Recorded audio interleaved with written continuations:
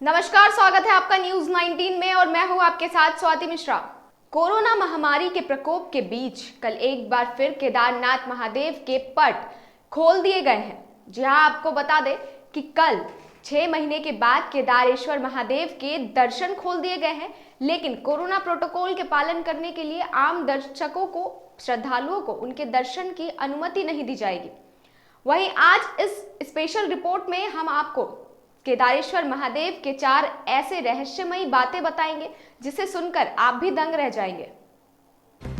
उत्तराखंड में गिरिराज हिमालय की केदार नामक चोटी पर स्थित देश के 12 ज्योतिर्लिंगों में से सर्वोच्च केदारेश्वर ज्योतिर्लिंग के 3 तरफ करीब 22,000 फुट केदार खर्चकुंड भरतकुंड का पहाड़ ही नहीं बल्कि मंदाकिनी, मधुगंगा, शीरगंगा, सरस्वती व स्वर्ण गौरी जैसी 5 नदियों का संगम है।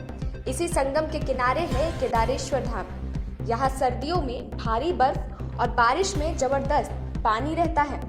यह मंदिर कटवा पत्थरों के भूरे रंग के विशाल व मजबूत शिलाखंडों को जोड़कर बनाया गया है। 6 फुट ऊंचे चबूतरे पर खड़े 85 फुट ऊंचे 190 फुट लंबे व 80 फुट चौड़े मंदिर की दीवारें 12 फुट मोटी हैं। पत्थरों को एक दूसरे में जोड़ने के लिए इंटरलॉकिंग का इस्तेमाल किया गया है। यह मंदिर मौजूदा मंदिर के पीछे सर्वप्रथम पांडवों ने बनवाया था, लेकिन वक्त के थपेड़ों की मार के चलते यह मंदिर लुप्त हो गया। तब इस मंदिर का निर्माण 508 ईसा पूर्व जन्मे आदि गुरु शंकराचार्य ने करवाया। इस मंदिर के पीछे ही उनकी समाधि है। इनका गर्भगृह अपेक्षाकृत प्राचीन है, जिसे 8वीं शताब्दी के लगभग माना जाता है। यह आश्चर्य की बात है कि इतने भारी पत्थरों को इतनी ऊंचाई पर कैसे पहुंचाया गया होगा। ये आश्चर्य की बात है कि आखिर इतने भारी पत्थर को इतनी ऊंचाई पर कैसे पहुंचाया गया होगा, और वहीं सिर्फ पहुंचाना ही नहीं, वहां जाके इसे मंदिर का आकार किस प्रकार दिया गया होगा। अब हम आगे बढ़ते हैं दूसरी रहस्य की ओर कि आपको जैसा कि बताया कि सर्द ऋतु में ये कपाट 6 महीने तक के लिए बंद कर दिए जाते हैं, लेकिन उसके बावजूद भी 6 महीने तक लगातार दीपक जलता हुआ मिलता है। वापस जब कपाट खुलते हैं तो उसी प्रकार से पूजा हुई भी होती है और साफ सफाई भी वैसी ही रहती है। दीपावली महापर्व के दूसरे दिन शीत ऋतु में मंदिर के द्वार बंद कर दिए गए जाते हैं, लेकिन 6 माह तक मंदिर के अंदर दीपक जलता रहता है।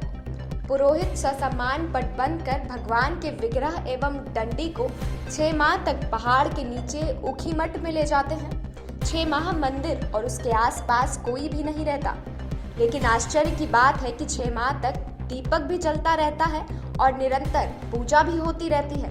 कपाट खुलने के बाद यह भी आश्चर्य का विषय है कि वैसी ही वैसी साफ सफाई मिलती है जैसे छोड़कर गए थे।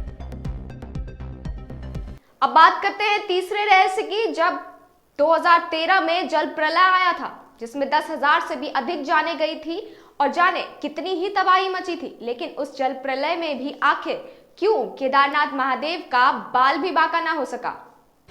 16 जून 2013 की रात प्रकृति ने कहर बरपाया था। जल प्रलय में बड़ी बड़ी और मजबूत इमारतें ताश के पत्तों की तरह ढहकर पानी में बह गई, लेकिन केदारनाथ के मंदिर का कुछ नहीं बिगड़ा। आश्चर्य तो तब हुआ जब पीछे पहाड़ी से पानी के बहाव में लुढ़कती हुई विशालकाय चट्टान आई और अचानक वह मंदिर के पीछे ही रुक गई। उस चट्टान के रुकने के बाद बाढ़ का जल 2 विभागों में विभक्त हो गया और मंदिर कहीं और ज्यादा सुरक्षित हो गया। इस प्रलय में लगभग 10,000 लोगों की जान चली गई थी।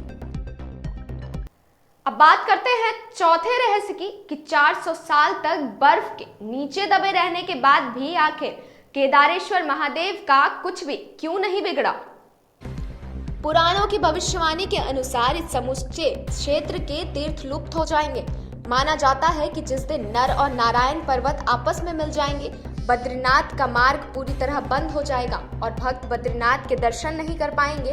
पुराणों के अनुसार वर्तमान बद्रीनाथ धाम और केदारेश्वर धाम लुप्त हो जाएंगे और वर्षों बाद भविष्य में भविष्य बद्री नाम का एक तीर्थ का उद्गम होगा। 400 सालों तक कैसे बर्फ में दबा रहा केदारनाथ का मंदिर, और जब बर्फ के बाहर निकला तो पूर्णतः सुरक्षित था। 13वीं से 17वीं शताब्दी के छोटे हिमयुग आया था, जिसमें हिमालय का एक बड़ा क्षेत्र बर्फ के अंदर दब गया। उसमें यह मंदिर क्षेत्र भी था। वैज्ञानिकों के अनुसार मंदिर की दीवार और पत्थरों पर आज भी उस हिमयुग के निशान देखे जा सकते हैं। आज के इस स्पेशल रिपोर्ट में बस इतना ही। देश और दुनिया की तमाम खबरों के लिए देखते रहिए न्यूज़ 19।